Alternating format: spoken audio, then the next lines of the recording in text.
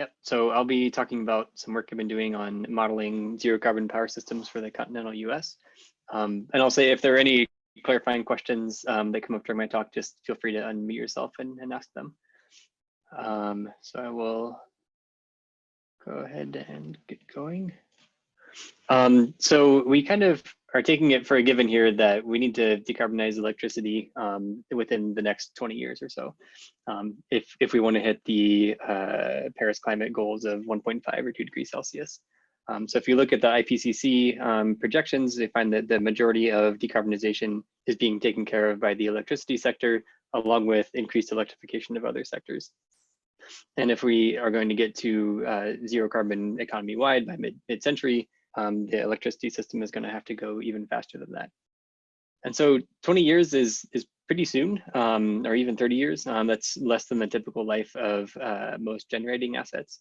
And it's also soon enough that it's kind of unsafe to bet on new technologies being available if they don't actually pan out. So there's a lot of technologies that we need to be working on that could make this transition much cheaper, including carbon capture, long duration storage, other kinds of technologies. But the motivation behind this piece of work is that, well, we at least need to know what it would look like to achieve decarbonization using technologies available today. And so the guiding question here is, what would it look like to decarbonize the continental US using central 2030 mid-cost projections and technologies currently deployed at gigawatt scale, including solar, wind, lithium-ion batteries, transmission, and then existing hydropower. When we ask what it would look like, we mean what's the optimal balance of storage, transmission, and renewable overbuilding? How important is firm capacity? So can you get to zero carbon without nuclear or long duration storage, or are these technologies actually required?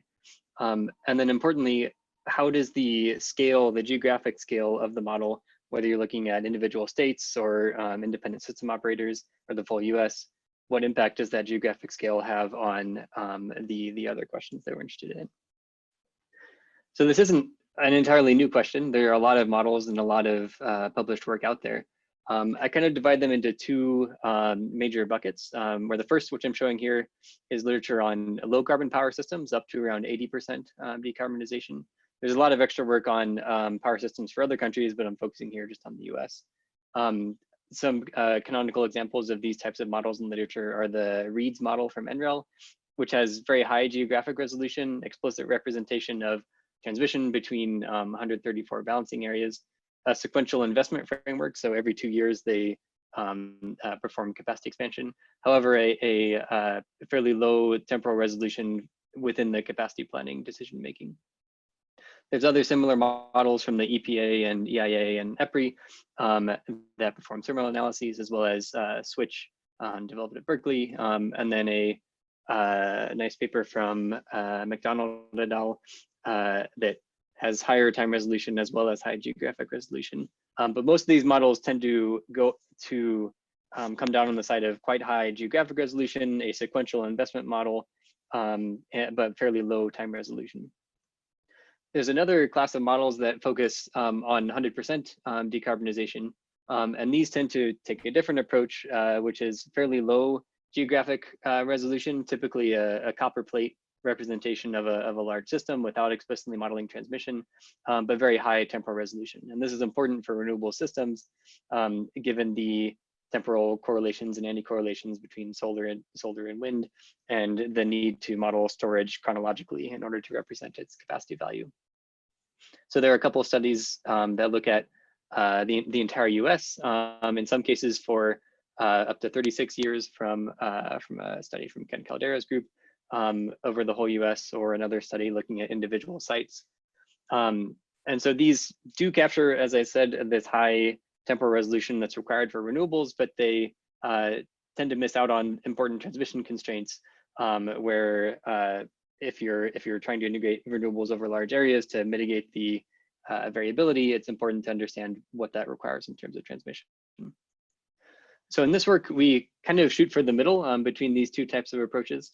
And so we use a capacity expansion model that simultaneously optimizes the generation, storage, and transmission capacity and operation.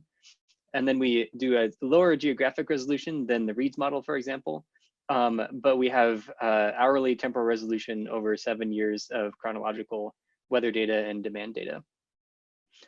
We take this zero carbon case as the central case based on the renewable technologies and storage that I mentioned earlier. And then I'll discuss some sensitivity analyses where we look at the role of nuclear reserves and other aspects of the system. And so on the geographic side, I'll present results at different levels of geographic resolution, starting first with the 48 isolated states of the lower US, and then an intermediate case where we aggregate between 1 and 7 states into regional balancing areas, and then the central case, which is the one interconnected US system. And so the important thing here is we take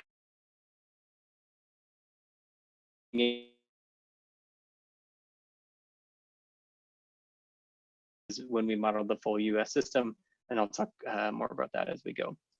And so even though we aren't modeling each individual state over the whole US, we are representing the costs of transmission and then modeling explicitly the flows between balancing areas. I do want to be clear that there are a number of limitations inherent in this approach. This is a single snapshot model, so we're modeling 7 years of operation, but not modeling sequential investments up to the modeled year, which is 2040. We also are limited to 1 hour resolution based on the resolution of the weather data that we're using. And so we aren't treating sub-hourly intermittency or system inertia or other aspects that would be important in a very highly renewable system. The transmission flow is also quite simplified. We're not doing AC or DC power flow, it's just a pipe flow model. So we're conserving power, but not modeling voltage at different points of the system. Dispatchable resources are also somewhat simplified.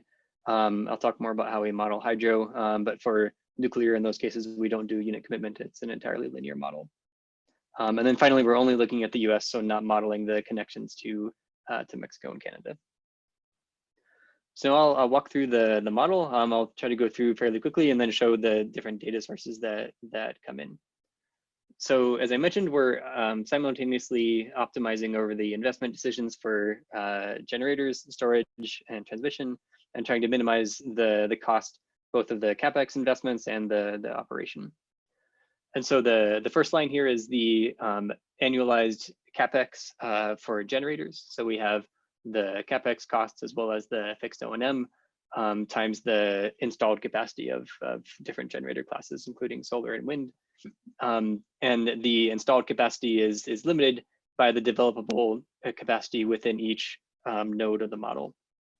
So in the case of renewables, this constraint on the developable capacity is limited by the available land area within different states or balancing areas.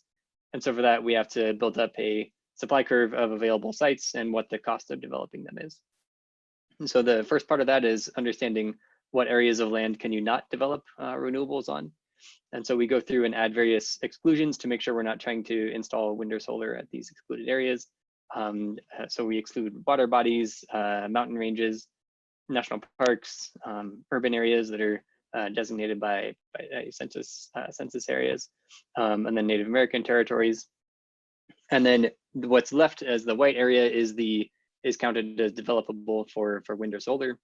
So we then take that area in square kilometers and multiply it by a power density for wind or solar. And these we take from kind of standard numbers for currently deployed utility scale systems in the US.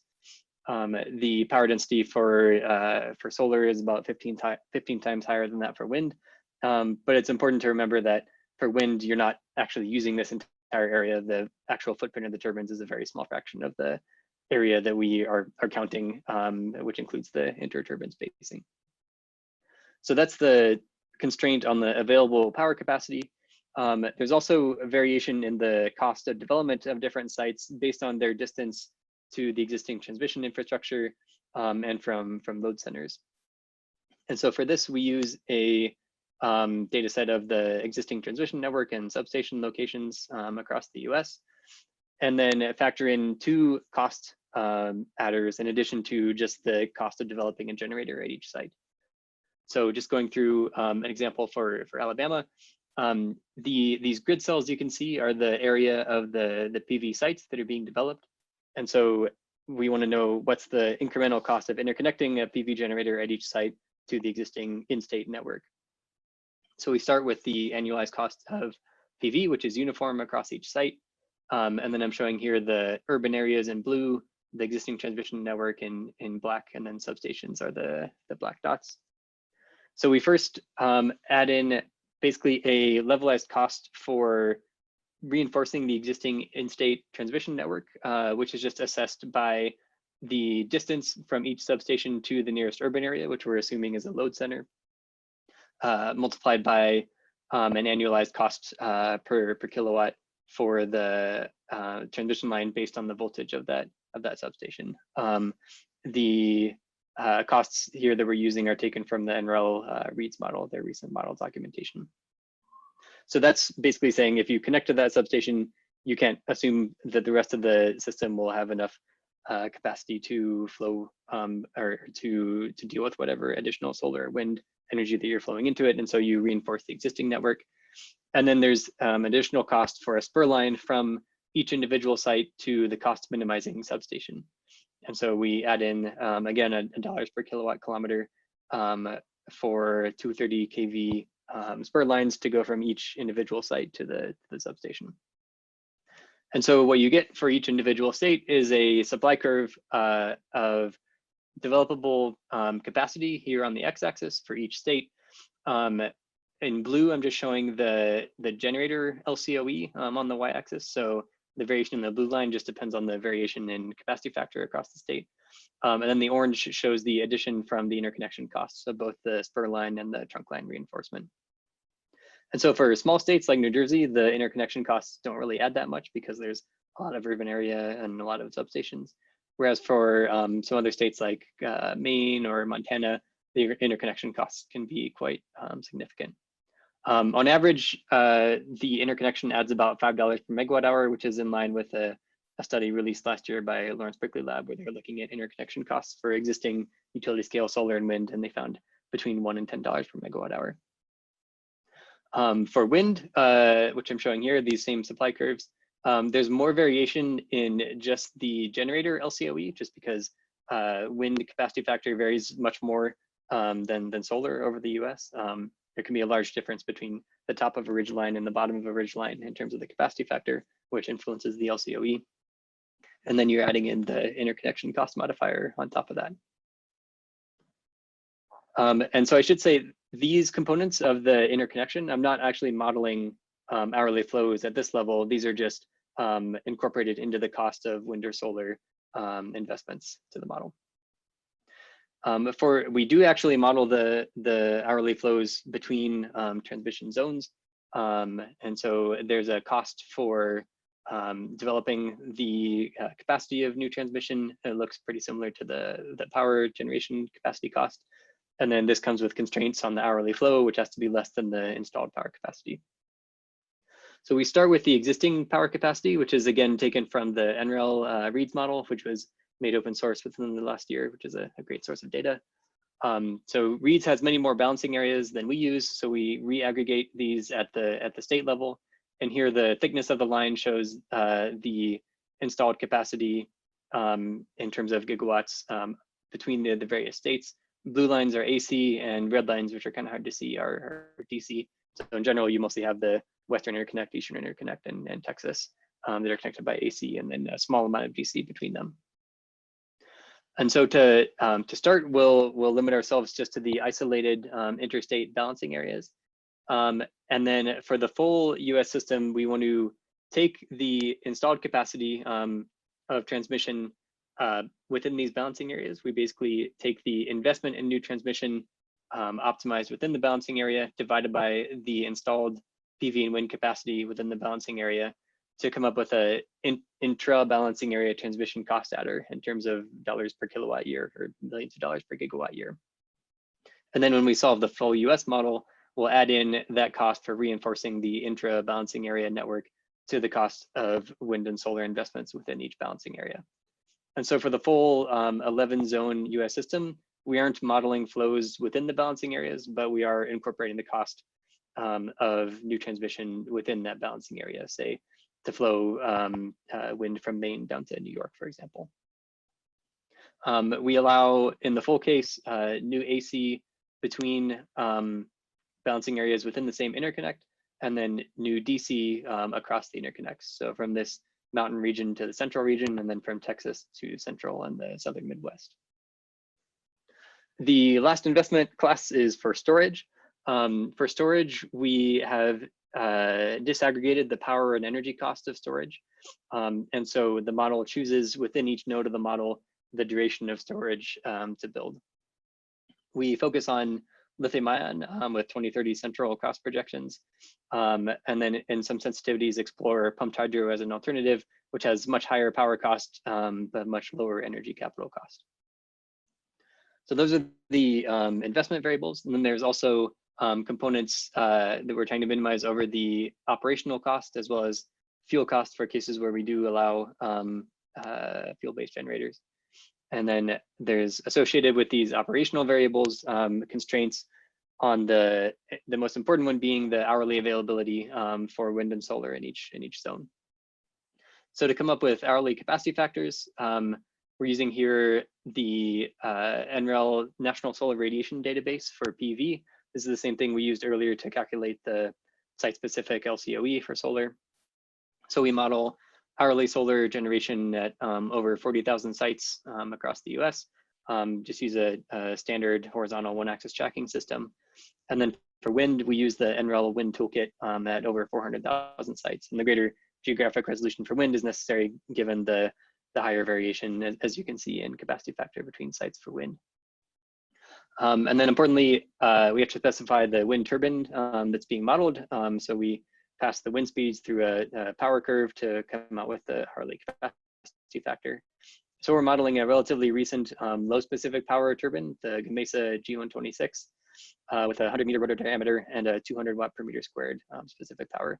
And I'll show the results for different turbine parameters. And we do find that the results are quite sensitive to the wind turbine model chosen. In general, lower wind speed turbines give you much higher capacity factor and can significantly reduce the cost of the full system. The last cost component is the operational cost for storage. If there is a large variable O&M cost for storage, and associated with that are a number of constraints related to making sure that power and energy for storage are within the installed power and energy capacity of the storage system, as well as keeping track of the chronological energy within storage. There's additional constraints related to reservoir hydro. So we include both reservoir and run-of-river hydro that are listed in the EIA Form 860 database. And we limit their monthly generation by the historical monthly generation in the EIA 923 database.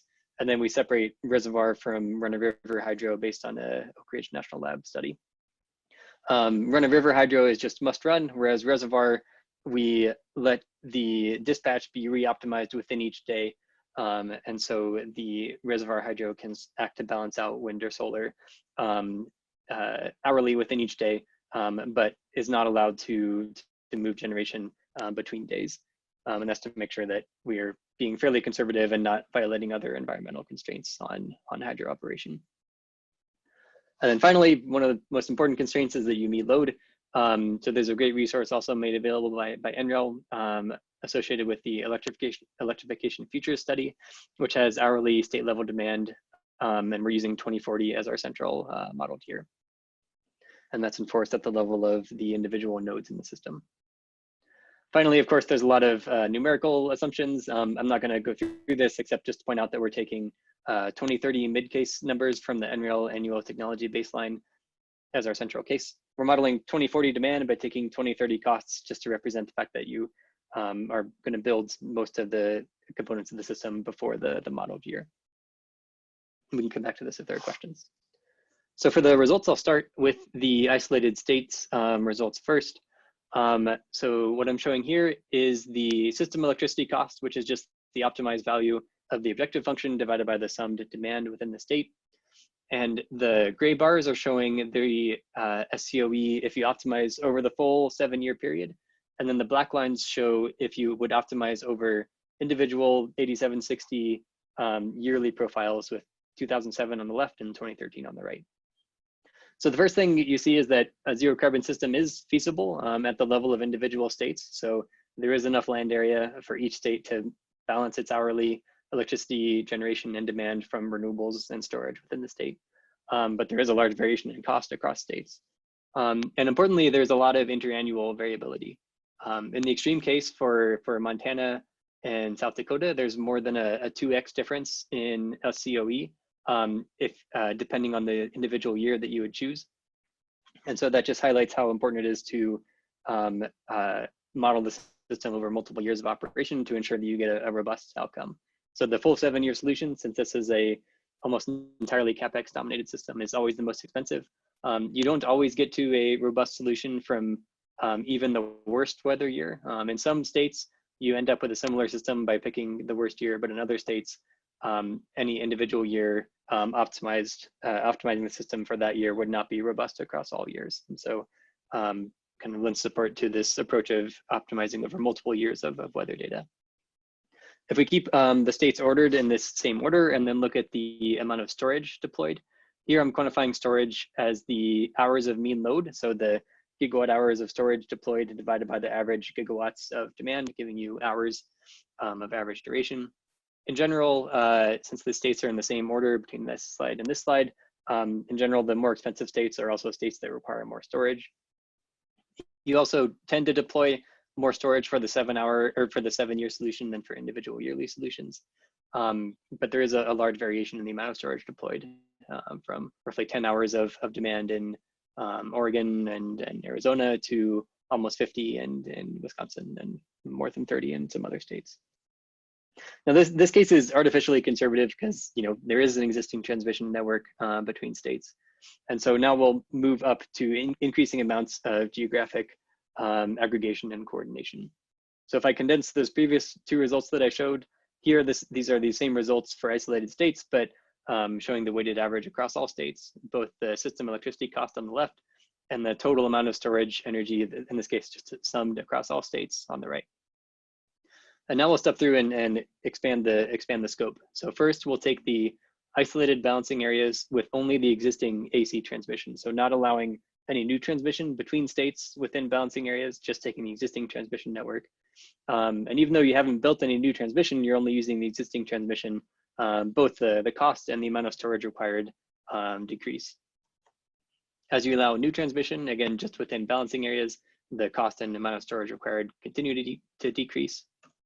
And then finally, we go to the complete interconnected US system, starting just with existing AC and DC between balancing areas.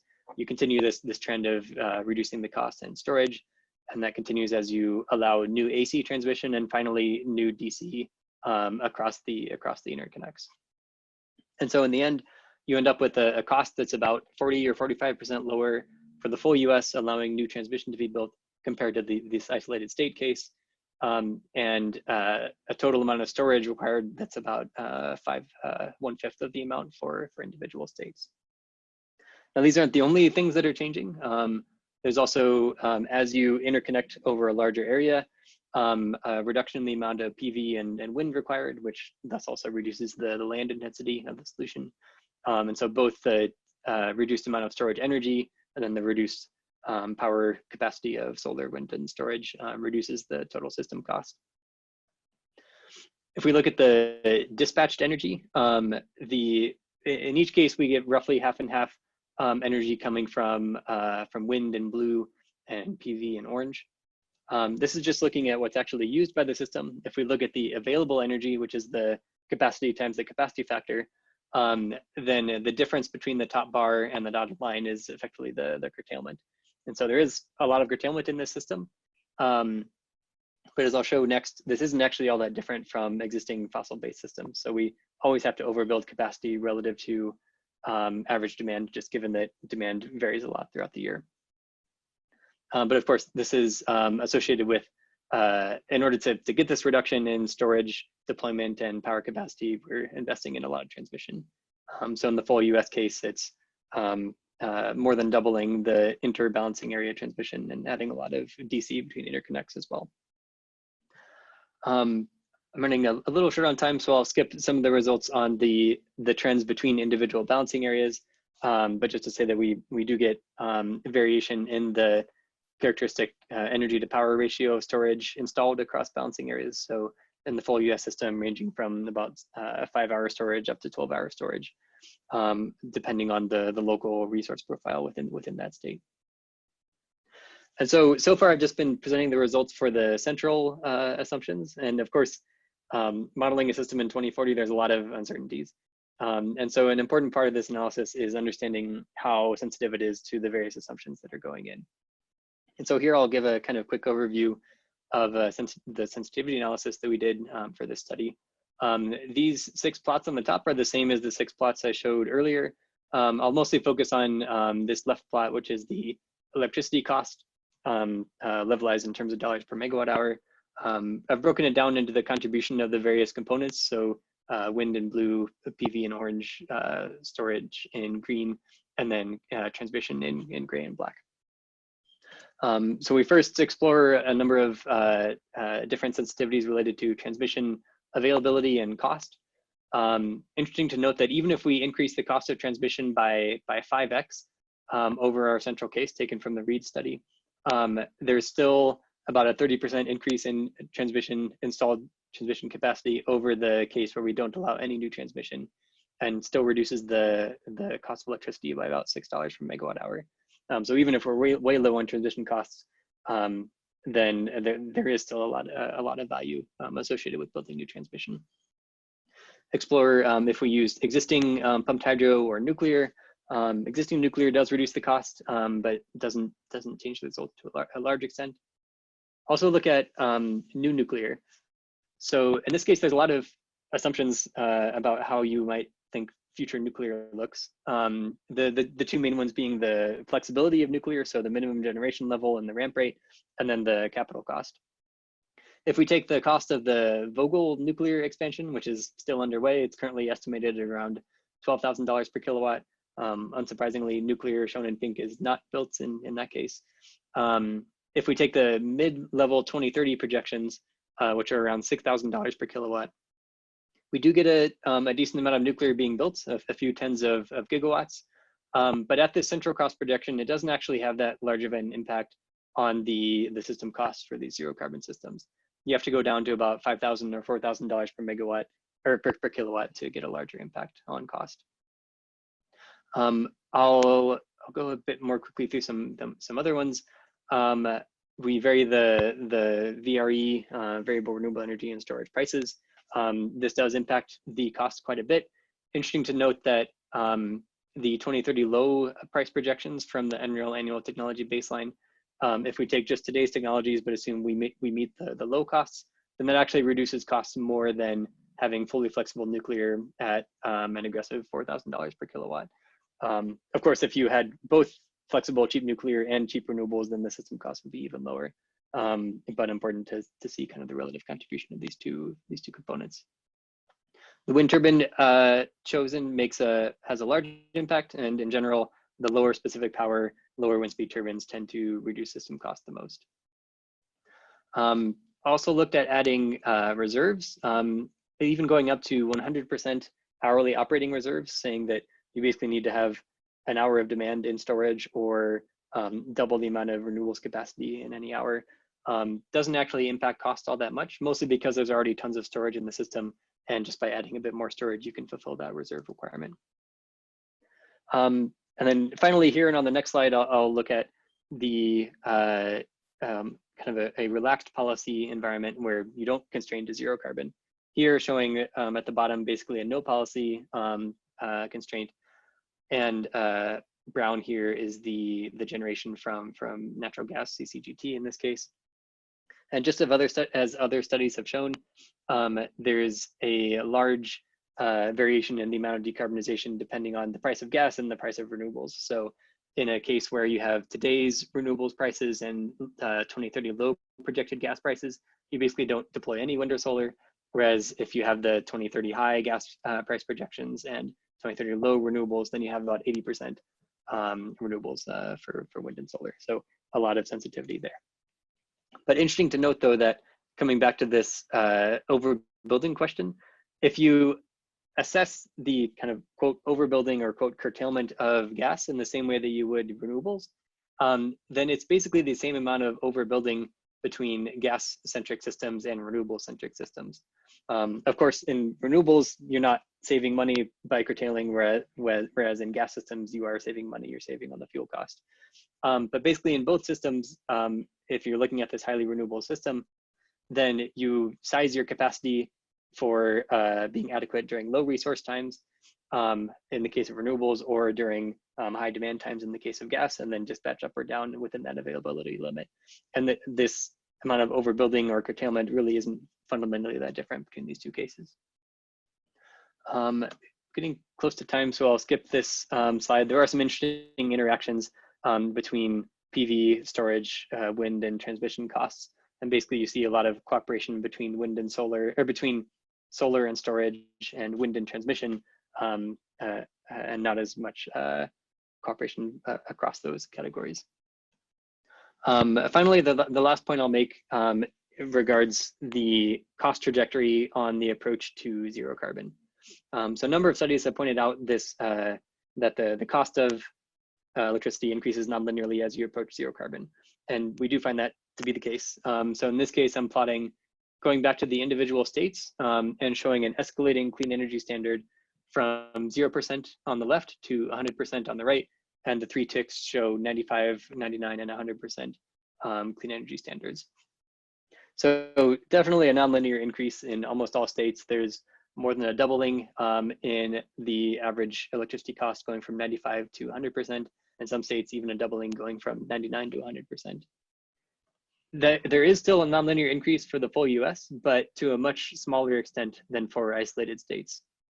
So for the full US, if you want to go to 100% decarbonization, you add about $33 per megawatt hour to the price of electricity, compared to $93 per megawatt hour if you would do it at the level of individual states.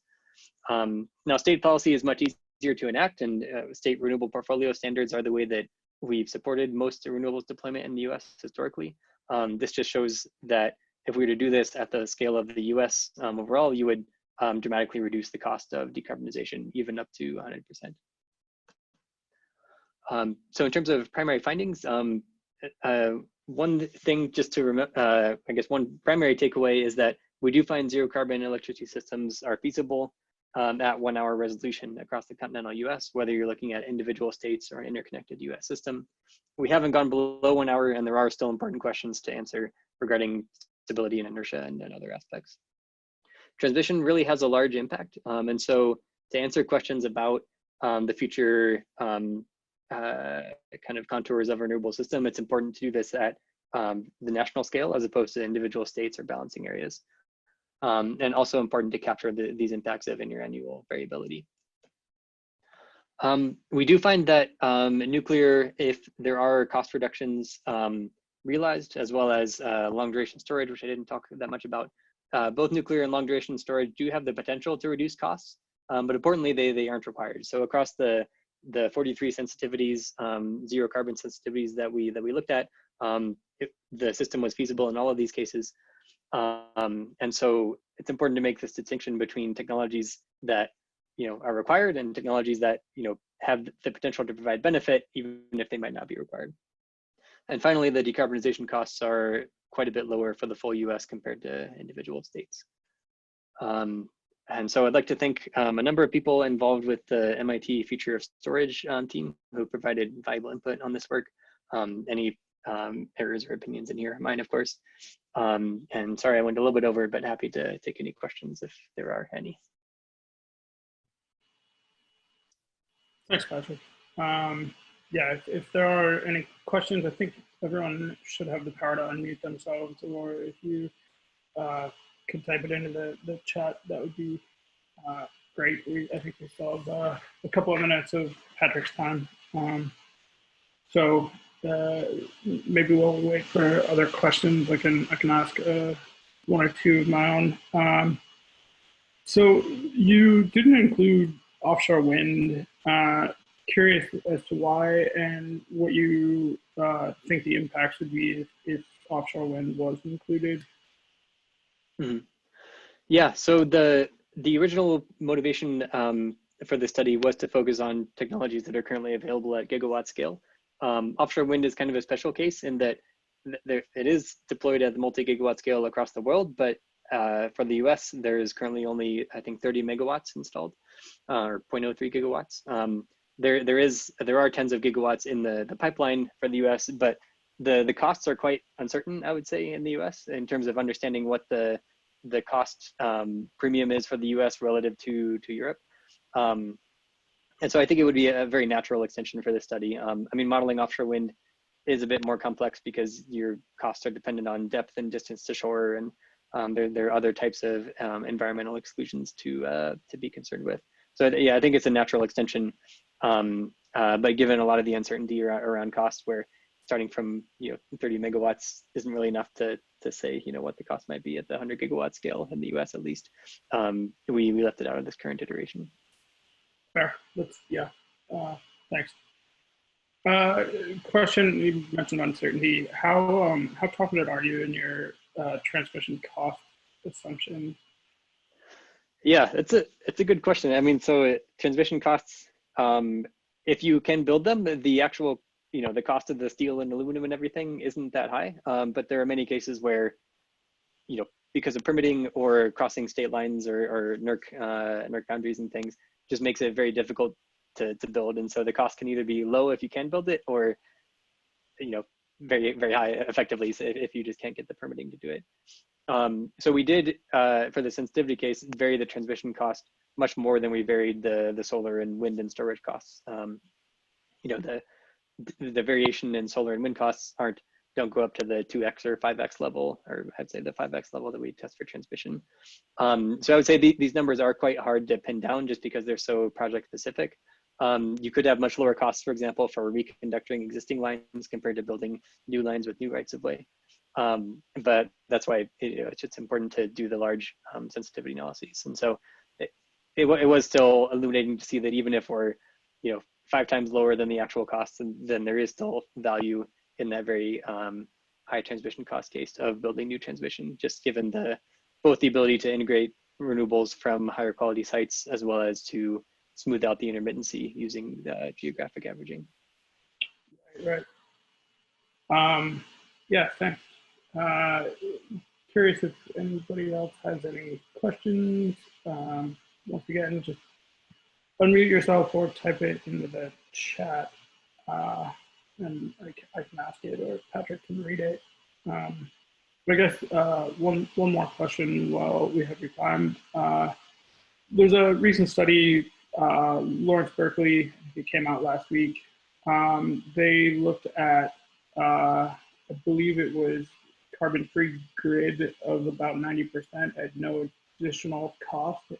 Essentially, it'd be cheaper by 2035. How does that, I don't know if you've had a chance to see it, how does that compare to your findings? Yeah, this was a nice study. I think it does highlight the importance of focusing on the first bit of decarbonization, like the first 90%, as opposed to just the last 10%. This study used the Reeds model, and I think a lot of the messages are the same between that study and this study. In that case, they explicitly quantified the health and environmental costs of the remaining fossil generation, and so that's how they find the reduced costs relative to a no policy case.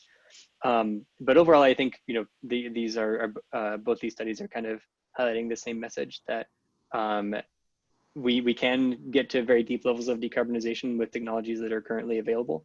Whether you're doing a Reeds model with high geographic resolution but lower temporal resolution, or our kinds of modeling showing reduced geographic resolution but very high temporal resolution for the capacity expansion. I think in both cases, at least getting to 90% is very doable. If you would look back at the full US case, so getting to 95% renewables would only add $10 per megawatt hour or 1 cent per kilowatt hour. 90% is even lower. And so, yeah, I think those findings are pretty much in line. Very good. Thanks.